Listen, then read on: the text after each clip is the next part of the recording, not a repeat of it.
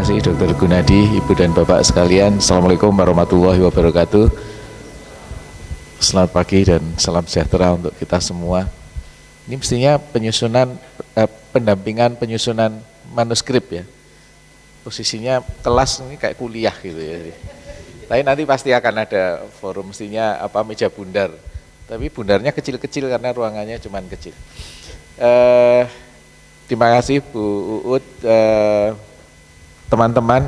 Ini apresiasi bagi kami karena ternyata peminat untuk penulisan ini luar biasa. Nah, saya ingin menyampaikan sedikit latar belakang mengapa proses ini berjalan. Boleh berikutnya. Ya, satu ini berangkat dari keprihatinan kita ya, bahwa ranking UGM merosot. Jadi bandingkan dengan UI yang 358, kemudian ITB 431, nah kita masuk yang 551 sampai 600.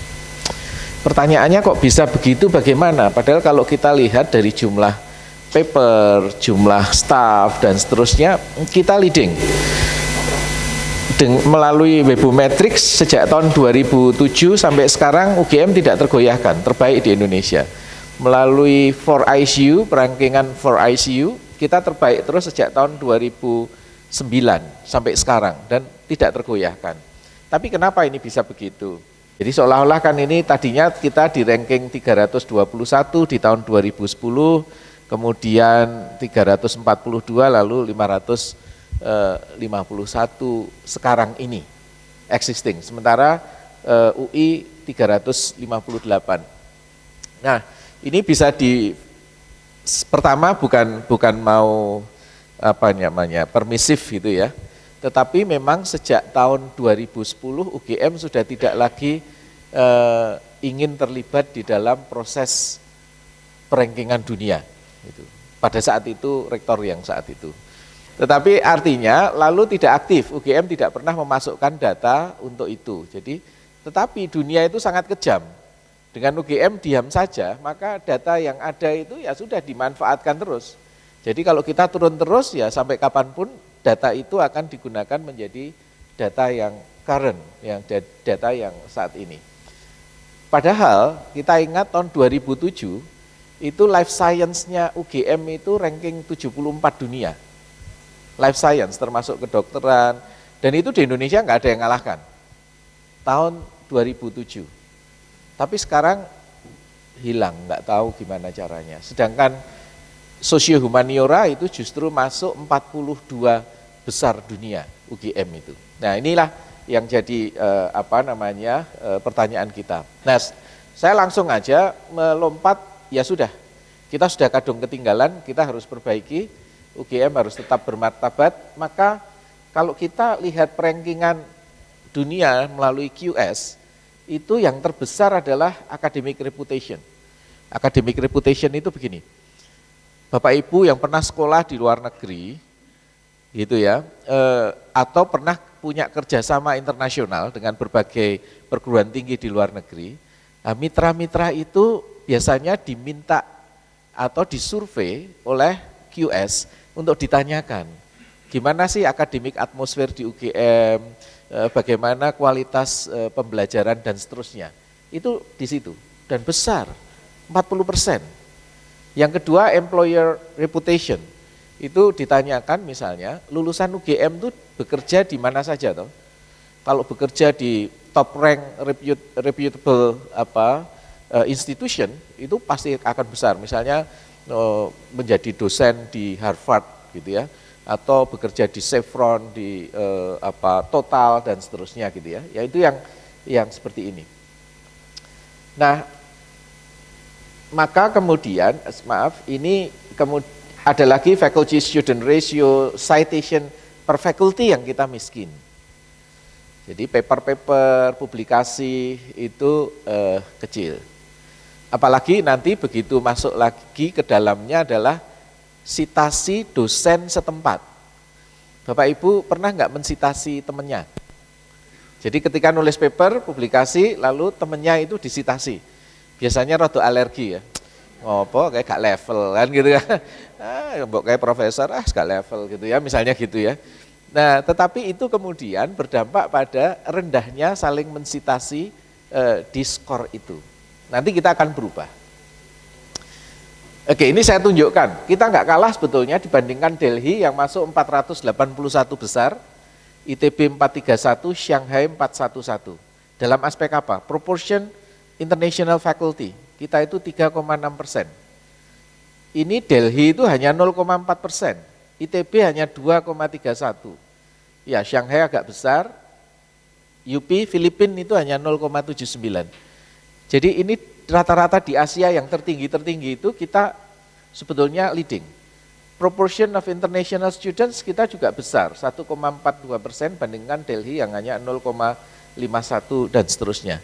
Tetapi gitu, yang kita ini rendah, Bapak Ibu lihat ini kosong nih yang kuning-kuning ini. Ini nggak ada data kita. Mulai dari employer reputation, faculty students ratio, citation per faculty, international faculty, sedangkan Delhi itu employer reputation-nya 72,1. Itulah yang kemudian membawa dia rankingnya melompat lebih tinggi daripada UGM. Tapi ya sudah, tidak untuk disesali. Ini juga begitu, ya sudah nasi menjadi bubur. Maka kemudian harus action. Actionnya yang pertama adalah kita hanya bisa mengejar ini yang terbesar pertama, yaitu yang angkanya 50%, 40% untuk reputasi akademik, 10% itu untuk reputasi employer. Nah ini sekarang sedang dikerjakan habis-habisan, kita ngumpulkan informasi tentang dosen-dosen atau apa saja dari berbagai negara yang pernah bekerja sama dengan kita, itu nanti listnya akan kita kirimkan ke QS, sehingga kalau QS itu mensurvei itu atas rekomendasi kita, jadi mereka akan bertanya. Jadi tolong Bapak Ibu nanti store nama-nama kolaborator, tapi jangan yang benci dengan UGM ya. Kalau benci dengan UGM nanti nilainya dia jelek-jelek gitu, yang kira-kira kalau kesini mesam-mesem gitu. Kemudian nanti employer reputation itu sekarang juga sedang kita kumpulkan. Yang kedua fokusnya adalah rasio mahasiswa dan dosen. UGM ini istimewa karena kita punya 260 program studi. Jumlah program studi yang terbanyak di dunia, gitu ya. Dan akhirat mungkin ya. Banyak sekali, Harvard itu saya lihat nggak segitu banyak gitu. Tapi kita itu banyak sekali, ya sudahlah. Setiap pokoknya lulus grade new, PhD gitu terus pengen bikin prodi dan seterusnya. Tapi ya itu terjadi dan sekarang agak berat untuk bikin prodi. Nah ini rasio mahasiswa dosen jadi ganjalan. Tapi kenapa UI bisa tinggi rasio mahasiswa dan dosen gitu ya. Terus juga mereka mengapa tinggi jumlah dosen internasional. Itu sampai guyonannya gini. Kalau di UI itu sangat pandai mencatat. Jadi ada orang asing mampir di WC-nya itu sudah dicatat sebagai dosen gitu ya. Wah, kita ini kan susah, orang mau mampir ke WC kita itu tutup hidung dulu barangkali ya. Tapi artinya saking mereka itu sangat percaya dengan ranking dunia, berbagai cara dilakukan. Sampai hanya orang datang untuk katakan ya ngobrol 1 jam itu namanya dicatat, dimasukkan sebagai dosen internasional. Maka kita sekarang sedang meredefinisi dosen full time dan part time. Kemudian mengumpulkan data dosen mahasiswa terkini di seluruh fakultas dan menambah jumlah dosen fakultas. Itu sebabnya kemarin kami bersih-bersih Bapak Ibu, mahasiswa pasca sarjana itu ada 4.200 yang harusnya sudah drop out di tahun 2008. 4.200. Tapi tidak ada yang berani mendrop out. Maka kami lakukan proses itu sehingga dari 4.200 itu ada 1.128 yang tidak berhasil diselamatkan. Jadi ini kita ikut bersalah kalau sampai bikin prodi tetapi tidak membuat si mahasiswa itu mau selesai, itu dosanya dosa kolosal kita itu. Baik, lalu menambah jumlah dosen fakultas akan dilakukan dan sekarang sudah dilakukan. Action yang ketiga, citation per dosen. Nah ini Bapak Ibu hadir di sini untuk ini, publikasi melalui jurnal terindeks. Terindeksnya bisa Scopus, bisa Thomson Reuters atau apa saja. Kami berdiskusi dan kemudian merequest ke Pak Menteri, langsung kami bertemu dengan Pak Menteri, dengan Bu Rektor. Intinya begini, ketika kita ini terkooptasi oleh Scopus, lalu Scopus itu jual mahal. Jurnal yang kita langgan harganya naik hampir 30-40%. UGM itu melanggan jurnal itu sekitar 9 miliar. Jumlah jurnal yang dilanggan UGM itu terbanyak se-Indonesia. Tapi kenapa publikasi kita tersendat gitu? Bapak Ibu semuanya pernah ngakses Science Direct, EBSCO dan sebagainya ya? Manggutnya rapatio mantep, berarti ya sok buka, sok ora gitu ya. Wah itu luar biasa loh, iman-iman kalau nggak dimanfaatkan. Lancet yang minggu depan terbit itu sekarang sudah online-nya sudah keluar, bisa dibaca di webnya UGM. Jadi banyaklah. Maka ini kemudian kita tidak hanya Scopus, tetapi apa saja yang itu terindeks.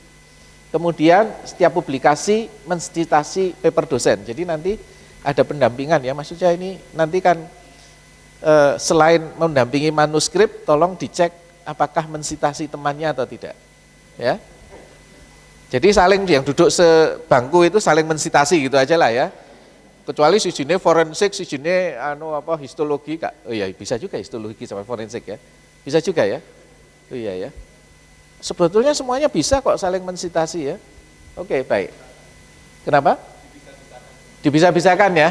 Titip satu aja lah temennya disebutkan ben podo terkenale gitu loh ya. Kemudian action yang keempat itu internasionalisasi. UGM mendorong, jadi kalau yang ini tadi, yang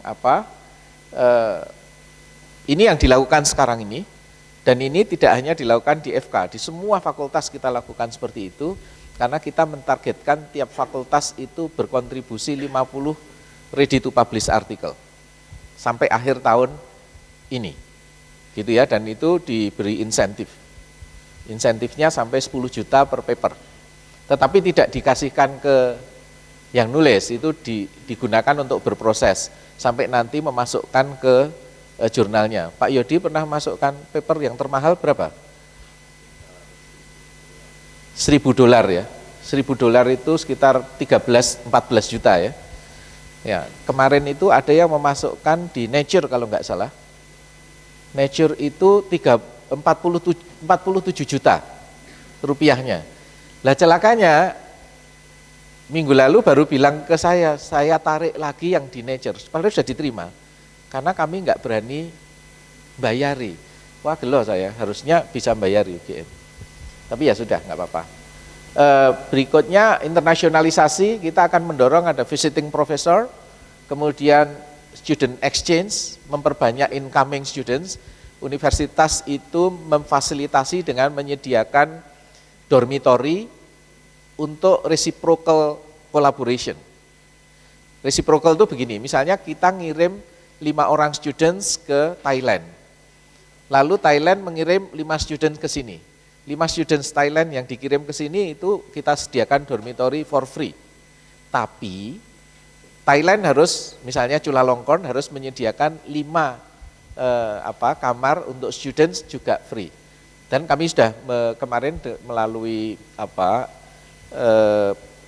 AUN, kemudian melalui Indonesian, Japan, Asian Rector Forum itu sudah disepakati begitu. Mereka bersedia mengirimkan seperti itu. Nah, lalu yang berat adalah perbaikan web. Web kita itu terutama prodi. Itu biasanya diupdate kalau kaprodinya ganti. Lah kaprodinya ganti 5 tahun sekali lah yo. Jadi berat. Nah, ini yang mau kita dorong, webnya harus dalam bahasa Inggris. Ini sekarang juga sedang dilakukan. Karena QS itu nanti akan masuk ke jeroannya UGM itu melalui web. Kemudian action yang kelima, publikasi internasional yang Bapak Ibu pada hari ini hadir. Strateginya adalah begini yang kami lakukan. Yang pertama, tadi ada insentif untuk ready to publish artikel. Jadi Bapak Ibu kumpul di sini biayanya, ini enggak ditarik ongkos untuk makan siang toh ya? Enggak ya? Sementara enggak ya? Mungkin nanti di akhir tahun akan ada kwitansi gitu. Nah ini biaya-biaya seperti ini. Lalu yang berikutnya ini me-waive persyaratan TOEFL pasca sarjana. Jadi kalau ada masih mahasiswa pasca yang ketika masuk TOEFL-nya belum 450, sekarang sudah semuanya ya, mungkin 500 atau 550 gitu. Ujian 2 kali dijumlah. Nah yang begitu ini sekarang kita waive, asal mahasiswa itu menulis publikasi. Saya ditertawakan di forum Senat Akademik Universitas ketika menyampaikan ini. Wong mereka tidak, TOEFL-nya aja tidak bagus kok disuruh bikin paper, gitu kan. Jawaban saya sederhana. Lah mau TOEFL ada yang TOEFL-nya itu sampai ujiannya 18 kali, ada yang 32 kali ujian TOEFL. Nanti itu tesisnya itu pengembangan TOEFL, gitu, judulnya gitu barangkali ya. Atau disertasinya ya, gitu. Evaluasi bagaimana cara lulus TOEFL gitu. Nah, maka mending daripada mereka bayar mahal TOEFL, itu suruh menerjemahkan ke translator saja. Ongkos untuk menerjemahkan ke translator itu mudah, lalu nanti diedit oleh pembimbingnya. Jadi kita me-waive itu.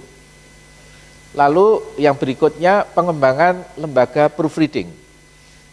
Kita akan ada 2 yang kita kembangkan, lembaga proofreading dan native speaker untuk mengedit translasi Bapak Ibu sekalian. Nah ini tidak hanya di universitas, kita dorong di fakultas juga punya translator masing-masing. Mengapa? Karena bidang ilmunya pasti akan sangat berbeda sehingga nggak bisa mengharapkan kalau dikirim ke universitas nanti pasti akan diterjemahkan. Jadi acara seperti ini menjadi sangat penting. Nah ini akselerasi publikasinya bagaimana? Bapak Ibu nanti mulai tahun depan setiap tahun UGM akan menyelenggarakan namanya Annual Scientific Conference. Ya, Annual Scientific Conference itu dibagi klaster-klaster. UGM itu setiap tahun menerima sekitar 5.500 mahasiswa pasca sarjana dan sekitar 9.800 mahasiswa S1 dan vokasi. Nah pasca sarjana kok 5.500 ada 3.000 saja yang nulis, ikut conference semuanya akan didanai gratis. Sama seperti yang kemarin ikut ICST, International Conference on Science and Technology yang diselenggarakan UGM, terindeks Scopus, itu biaya pendaftaran 2,5 juta itu dibayari. Jadi suruh bayar dulu tapi nanti di-reimburse. Jadi nanti modelnya begitu. Lalu pendanaan penyelenggaraan International Conference terindeks. Misalnya Bapak Ibu di masing-masing bidang ilmu itu akan menyelenggarakan International Conference, asal itu didaftarkan untuk terindeks Scopus dan paper-papernya nanti full text bisa bikin proceeding dan seterusnya, maka itu akan dibiayai oleh UGM. Ya. Lalu nanti ada insentif publikasi itu ada beberapa yang ada di fakultas, ada di universitas di SDM, kemudian ada di universitas yang untuk BPP, penerbitan.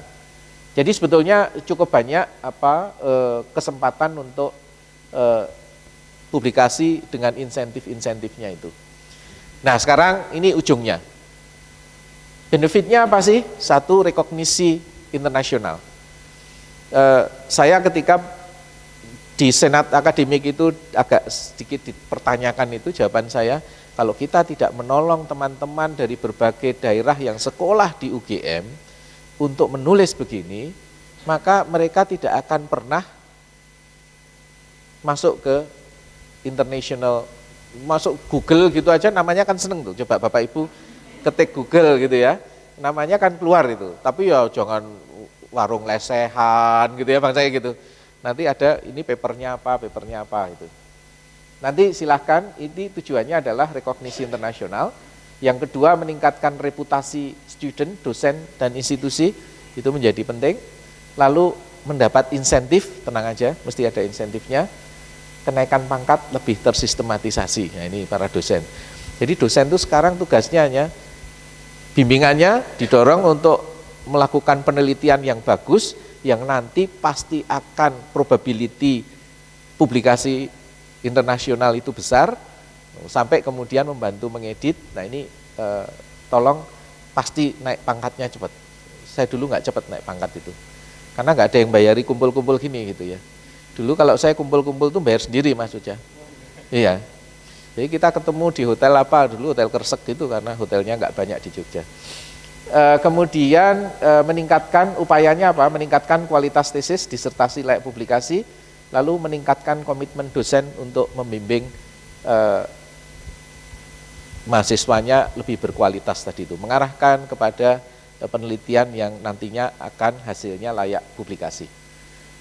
Nah ini dulu sebetulnya di awal ketika quick win itu ini sudah kami presentasikan.